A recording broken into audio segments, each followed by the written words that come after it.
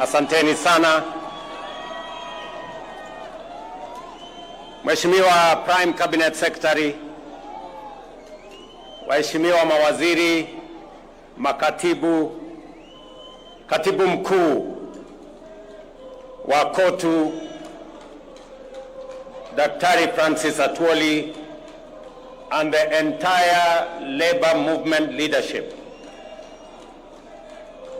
Ndugu na dada wafanyikazi wenzangu wa taifa la Kenya, hamjambo. Hamjambo tena. Wafanyikazi hoye. Wakenya hoye. Mimi nafurahi sana kuungana na nyinyi katika sherehe hii ya muhimu ya kuadhimisha siku ya wafanyikazi katika taifa letu la Kenya. Pia kuadhimisha miaka 60 ya KOTU katika taifa letu la Kenya. Na kama mfanyikazi, naungana na wafanyikazi wenzangu. Kuna wale wafanyikazi wako permanent and pensionable. Alafu kuna wafanyikazi wengine kama sisi ambao tuko kandarasi ya miaka. Wengine wako na kandarasi ya miaka 3, wengine miaka 5 na tofauti zingine. Lakini sote sisi ni wafanyikazi wa taifa letu la Kenya. Na itachukua sote tukiungana, tukishirikiana, kwa sababu kuvua ni kazi, kufundisha ni kazi, kutibu ni kazi, kulinda walinzi wale kutoka yule guard mpaka CDF wa jeshi, wote ni wafanyikazi. Pale sokoni kazi inaendelea, kule viwandani ni kazi inaendelea na wafanyikazi, kule mashambani vile vile ni kazi inaendelea na wafanyikazi. Sisi zote tukiunganika, tukifanya kazi kwa pamoja, ndio Kenya itapiga hatua ya kwenda mbele. Mimi leo napenda sana, huyu Atwoli alisema ataongea kwa kifupi. Akaongea kwa kifupi kweli. But wacha nisome taarifa nilio nayo, alafu nitasema mambo machache. I am honored, ladies and gentlemen, to join you today as we mark 60 years of tireless advocacy, solidarity and progress in protecting the rights and welfare of Kenyan workers. International Labour Day grants a timely reminder of our constitutional and moral duty to uphold the dignity of labor without discriminating by age, gender, race, ethnicity, or ability, and to continually confront the evolving challenges facing our workforce. Self-reliance in production is the key to economic growth and resonates deeply with our collective national ambition. It calls on all of us as government, workers, entrepreneurs, and communities to champion a Kenya that is resilient, productive, and truly self-reliant. It is in this spirit that this week the Cabinet approved the 2025 Finance Bill, a key instrument in our ongoing national economic transformation quest. This bill has been carefully crafted to stimulate economic growth, deliver efficiency, and enhance competitiveness and expand opportunity. In fact, its provisions are designed to offer targeted relief for both businesses and workers, and to support the spirit of enterprise and productivity.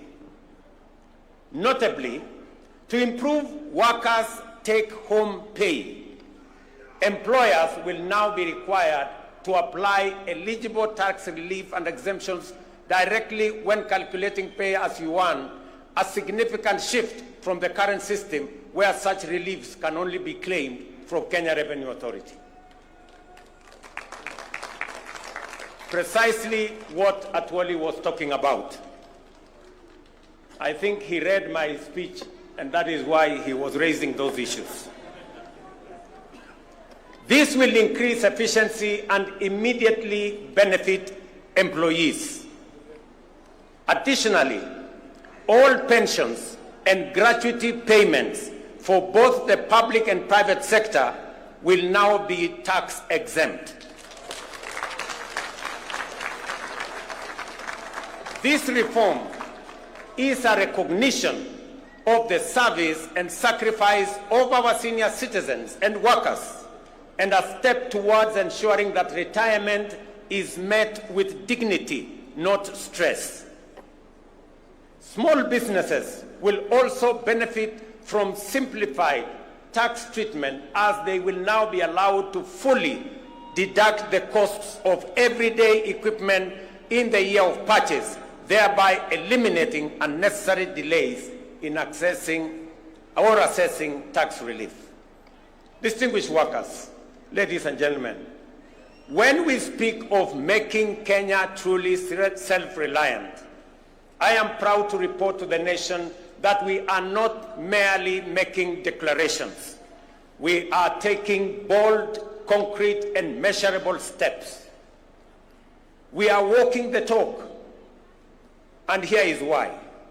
For decades, our national savings culture was stagnant compared to our neighbors in Uganda and Tanzania and elsewhere. Until 2023, just 2 years ago, the average Kenyan worker saved only 200 shillings a month through the National Social Security Fund. Over a span of 60 years, we collectively as a nation managed to save 320 billion. In 2023, we operationalized the law mandating a savings contribution of 6% by both employee and employer, and the result has been remarkable and impressive. In just 2 years, we have mobilized 280 billion in national savings, nearly equal to what we saved over 6 decades. By end of this year, we will have doubled that 60-year figure, and by 2027, we project to have raised close to $1 trillion in domestic savings. Kenya's savings to GDP ratio currently stands at between 10 and 12%, depending on the calculation you apply. My intention is to raise GDP or savings as a percentage of GDP to 25% in the medium term. That will enable us as a nation to build a pool of resources that we can use to lend to the SMEs and the private sector, and we can grow more businesses and reduce the cost of borrowing, so that the double-digit borrowing of 18% or 20%, it is not possible for us to grow our economy, to grow more business, to expand enterprise if the cost of borrowing money is high. We must bring it down to single digit. And the route to bringing it down to single digit is to build greater savings in Kenya. I want to thank the Kenyan workers. I want to thank Dr. Atwoli and Kotu and FKE. When we sat down with them, they saw the point when I made the case to them that it is time for Kenya to measure up to what other countries are doing, and we have to make the necessary decisions so that Kenya can build savings in a manner that it will help us, one, reduce old age poverty. When I came here for celebrations, Atwoli here told me Kenya is number 92 in the worst countries with old age poverty. Because if you save 200 shillings, when you exit at 60, maybe the entire savings you will have made is like 70, 80,000. 70, 80,000 will not last you 2-3 months. And that is why, after retirement, many workers die. So we must make sure that after retirement, all workers will have a decent livelihood and they can have a good measure of pension, and also make sure that they can have monthly income coming from their hard-earned savings when they had the energy to work. The blueprint of our inclusive plan in the bottom-up economic transformation agenda is anchored on 5 key pillars: agriculture, micro and small enterprises, universal health care, affordable housing, and the digital and creative economy.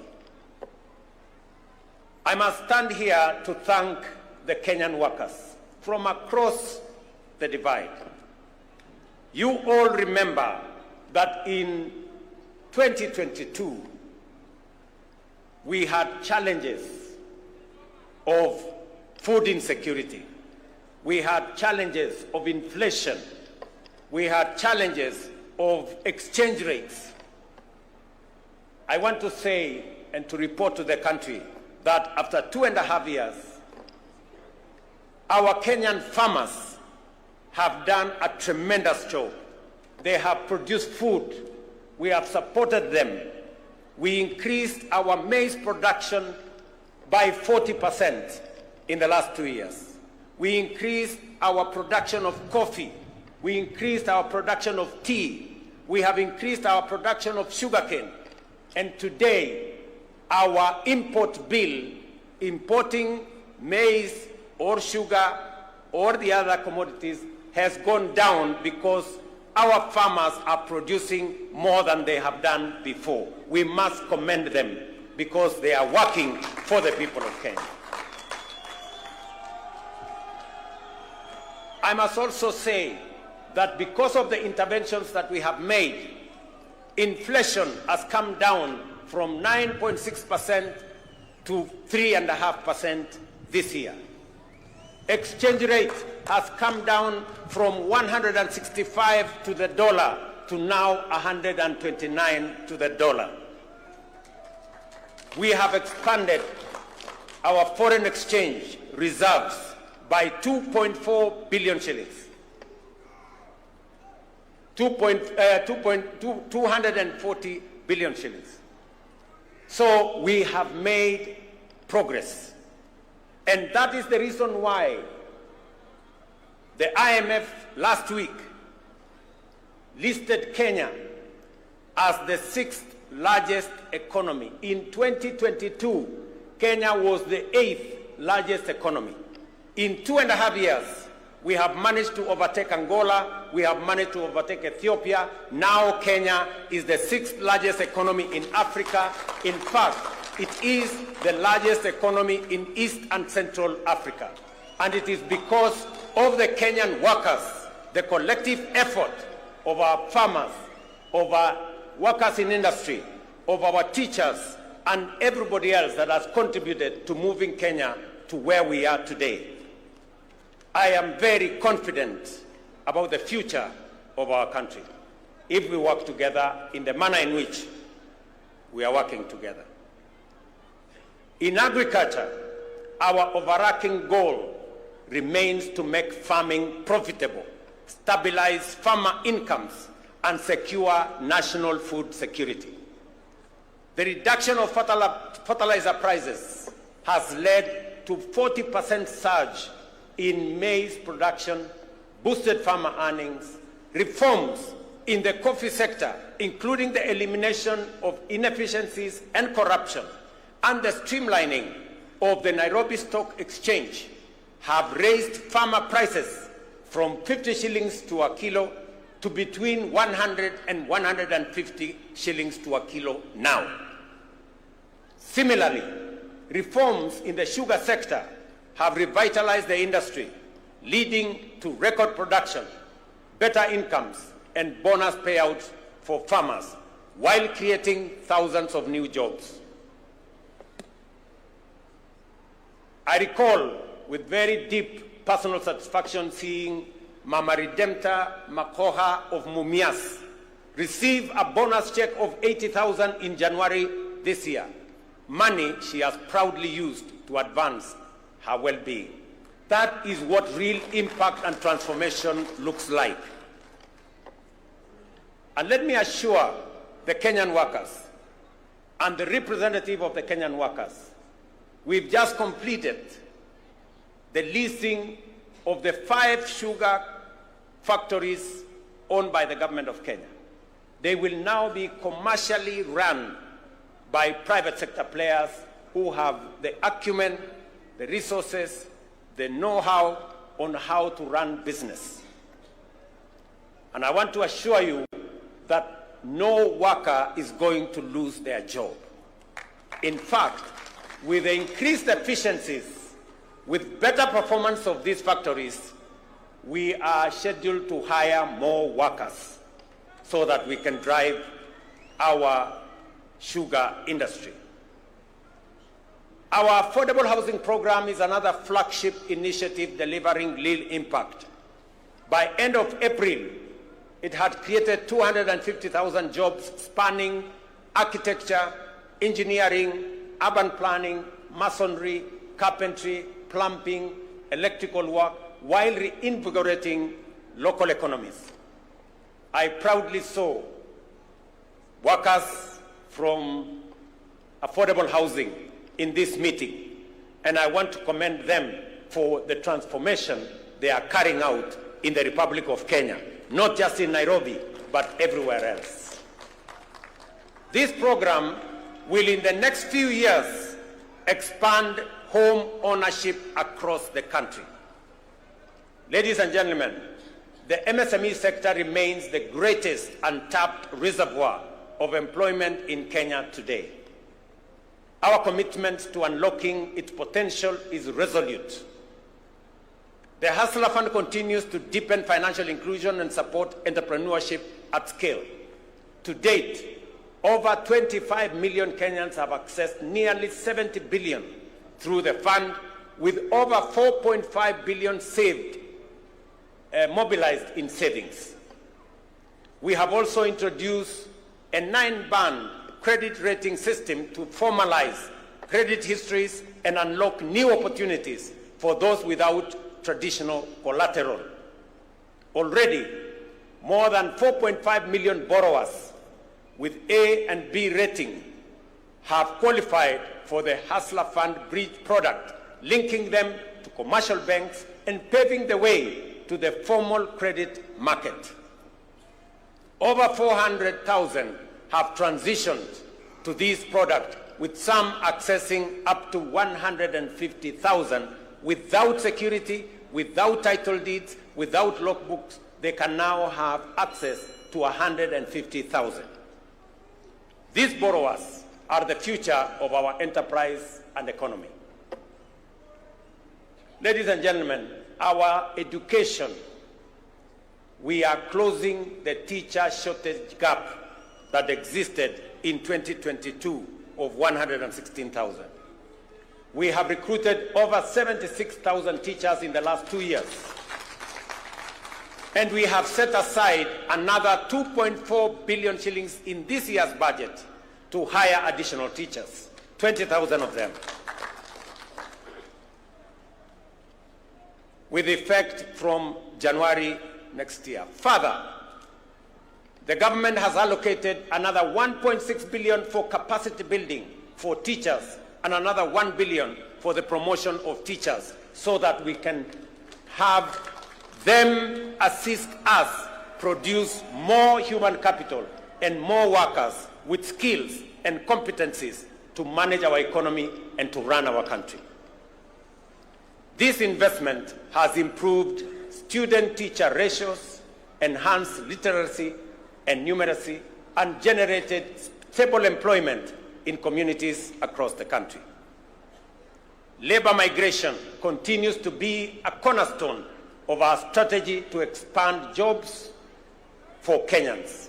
Last year, over 200,000 Kenyans secured jobs abroad. This year, we are strengthening our efforts through targeted recruitment and bilateral labor agreements. The newly opened Labor Attaché office in Berlin will help operationalize these partnerships and serve as a strategic hub for accessing opportunities in the broader European countries or European Union of 26 countries. The net well-being of workers is incomplete without health security.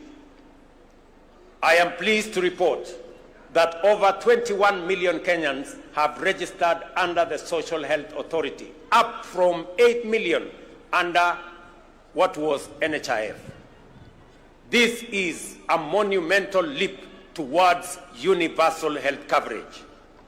I urge every Kenyan to register, and I am happy that every day I watch the SHA portal, and every day between 45,000 and 50,000 Kenyans register. They are assessed, and we are moving the country towards universal health coverage. We are overcoming the teething problems that existed, and more Kenyans are beginning to realize that we can have universal coverage, reaching out to as many Kenyans as possible. Distinguished workers, ladies and gentlemen, the right to join a union for protection of the values of fair pay, safe working conditions, and the right to unionize is a constitutional guarantee. I have directed the Ministry of Labor and all relevant agencies to ensure that even employees under outsourced contracts can freely join trade unions and benefit from collective bargaining frameworks. Additionally, I am also pleased to announce that Kenya will ratify the two critical ILO conventions. ILO Convention number 189 of 2011 on domestic workers to safeguard their dignity and rights, and ILO Convention number 190 of 2019 on eliminating violence and harassment in the world of work. Dr. Mutua and team, you know what you need to do so that when we come here next year, we will report to the Kenyan workers that we have ratified and we have concluded our work. As Dr. Atwoli has said, when we agreed to enhance pay by 6% last year, there ensued a debate, and some of the employers have not implemented the 6% we agreed on last year.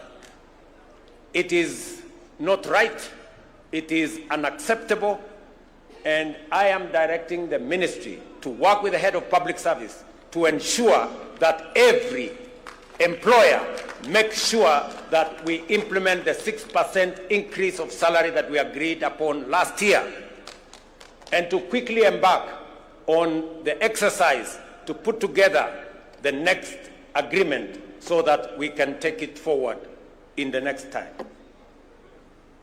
To all of you as the Kenyan workers, I agree with Dr. Atwoli that the city of Nairobi is the face of Kenya, and we must live in the city that has dignity. And I have joined hands with the county government of Nairobi to make sure that we complete all the link roads to make sure that the city of Nairobi has motorable walkways and decent roads in different estates, especially in the informal settlements. We have also agreed with the city of Nairobi on how we are going to clean this city. As I talk to you, we have 20,000 young people under the Climate Works arrangement, because I made a commitment that we are going to clean Nairobi River and make sure that we develop additional social housing for the people of Nairobi to give dignity to the city of Nairobi.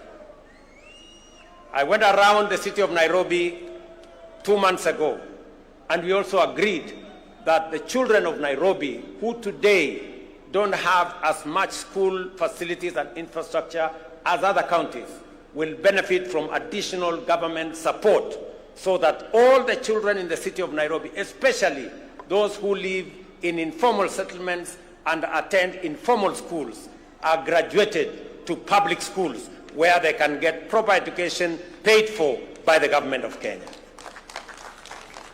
I want to thank the members of Nairobi, the members of parliament from Nairobi County, and some of them are here, for the partnership that we have worked on to make sure that both the children of Nairobi go to school and the city of Nairobi benefits from the Climate Works program that will employ more young people.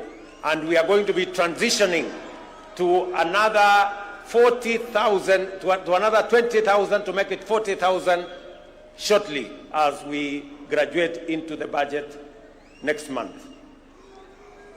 So wale wote ambao wanashiriki katika kazi hiyo ya Climate Works, wale wanashiriki, na mimi naona nafikiri wengine wao wako hapa, wale wanafanya kazi katika affordable housing, mimi nataka niwaeleze ya kwamba hii nchi yetu itajengwa na sisi kama wafanyikazi wa taifa letu la Kenya. Affordable housing itatupatia ajira, pia itatupatia mahali pazuri pa kuishi, kuondoa wananchi wengi wanaoishi katika vitongoji duni. Na mimi nataka niseme ya kwamba vile mmeuliza, mmoja wenu wameuliza ya kwamba mnataka kutumia payslip katika kuaccess mambo ya affordable housing. Hiyo ni maneno mzuri sana. As long as we are discussing how we are going to occupy the houses, whether by deposit, wale wako na deposit, yule ambaye una deposit peleka payslip, tutapangana na wewe tujue vile utapata nyumba uishi mahali pazuri. So tushirikiane namna hiyo, tufanye kazi hiyo kwa pamoja, na mimi nataka niwaeleze ya kwamba Kenya itabadilika. Nilikubaliana na watu wa China. Wakati nilienda China, pengine watu wengi walikuwa wanafikiri tumeenda kukopa madeni zaidi. Hapana. Tulikubaliana ya kwamba tutajenga barabara kutoka Rironi kwenda Nakuru baadaye mpaka Malaba. Lakini sio kwa madeni. Hapana. Tutajenga barabara hiyo kutumia investment. Vile tumejenga expressway kutoka airport mpaka mjini Nairobi, hatujatumia pesa ya serikali. Na hiyo pia tutafanya hivyo. Hata hiyo reli tutatoa Naivasha tupeleke mpaka boda yetu na Uganda. Vile vile itakuwa kupitia kwa barabara ya investment, sio kwa madeni. Kwa sababu nimesema ya kwamba lazima tupunguze madeni, kwa sababu inaweza kuharibu nchi yetu. Na tutumie mbinu mbadala, a different approach, a much more innovative approach to carry out development in our country. And it is doable and it is possible. Kwa hivyo tushirikiane katika njia hiyo, na mimi nataka niwaulize Wakenya wote tuungane, tushirikiane, tufanye kazi kwa pamoja.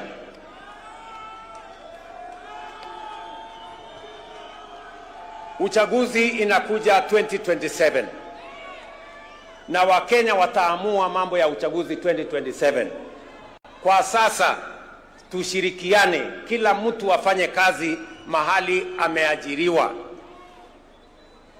Ikifika wakati huo kutakuwa na mtihani, 2027 kutakuwa na mtihani. Wale watapita mtihani wataendelea, wale wataanguka mtihani wataenda kulima, na dunia itasonga mbele.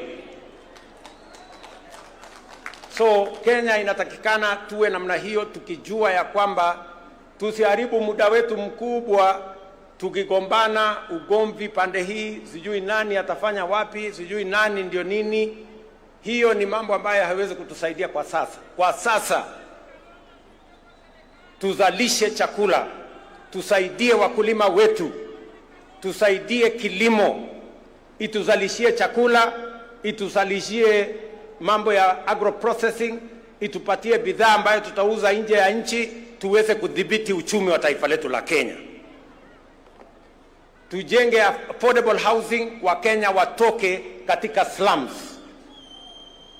Tuhakikishe kwamba kuna bima ya afya ambayo haibagui nani yako na kazi, nani hana kazi. Tuhakikishe ya kwamba tuko na amani katika taifa letu la Kenya, ili uchumi ikue na sisi wote tujivunie kuwa wa Kenya. Sisi ni nchi ya demokrasia. Umesikia vile Atwoli amesema wako na demokrasia kule Kotu na kuko na demokrasia everywhere. We want to build a strong, democratic, united, prosperous nation that all of us can live in and be proud of. And it's not going to happen. We are going to make it happen. And it's going to be a product, a prosperous Kenya is going to be a product of decisions that we make. We cannot be prosperous if we don't make the right decisions. We cannot develop if we make the wrong decisions. We must make the right decisions for the country to grow. And I want to promise the people of Kenya that I will always make the right decisions to make sure that Kenya makes progress. Because I owe it to the people of Kenya to make the right decisions. Sometimes they may not be popular, but they are the right decisions that will change the destiny of our country. If I did not make the right decisions in 2022, if I did not stop the subsidies of fuel and unga and all the other things, we would not be talking today that Kenya is the 6th largest economy in Africa. We would be talking about something else. So tunataka tushirikiane namna hiyo, tufanye kazi namna hiyo, and I am very confident about the future of our country. Kenyans, we have the best country that we can have. We should be proud to be Kenyans. And we must do whatever it takes to make this country great. We must avoid convenient decisions that only helps us to mark time on the same spot. We must make the decisions that will make Kenya progress and move forward. And I want to assure you that as long as I'm president, I will make the right decisions that will make this country move forward, because I believe in the prosperity of our nation. I want to thank all of you for joining us today in this wonderful celebration of 60 years of Kotu, and to commit to you that we are going to work together as partners in building our nation. I want to say thank you very much. God bless you and happy Labor Day. Asanteni sana.